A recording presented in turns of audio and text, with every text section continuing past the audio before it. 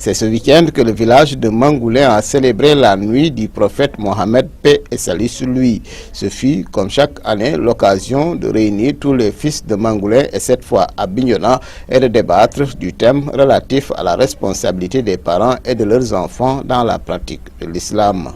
Il y a un travail de sensibilisation à faire, mais on est heureux de constater que progressivement, la diaspora s'implique.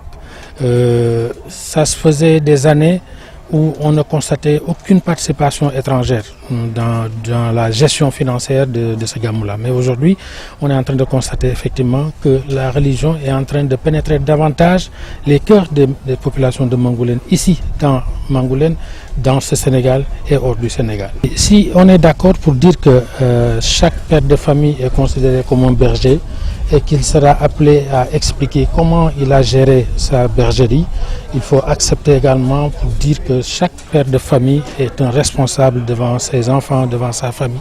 Et donc il serait important, et il est même important, je devrais dire, que cette famille-là soit bien éduquée, que cette famille-là soit mise sur le bon chemin, le chemin qui mène vers l'islam, le chemin qui mène vers Dieu et le chemin recommandé par notre prophète sallallahu alayhi wa sallam. Ce fut également le moment choisi pour étaler devant les autorités les difficultés qui plombent le développement du village.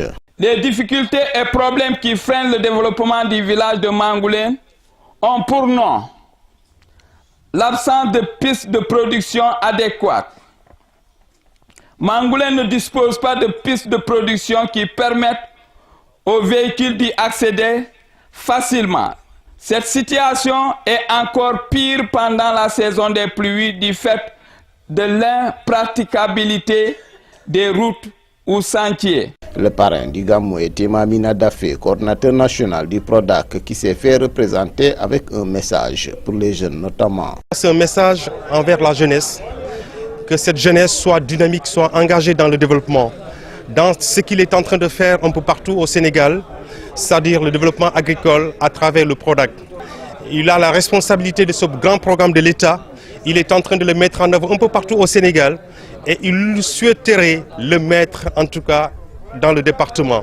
Et c'est la raison pour laquelle il ne peut pas le faire sans la jeunesse. Il appelle à la mobilisation et à l'implication de la jeunesse. La présence du marabout Elhadj Fonsou Bodian a rehaussé l'événement et la venue de plusieurs autres dignitaires religieux et politiques comme le député Moussa Sané, originaire de Mangoulène, venu avec des représentants du ministre Aminata Angélique Manga, démontre de l'importance que les uns et les autres accordent à des rendez-vous de ce genre. GMS Bignona, Lamine Badiane.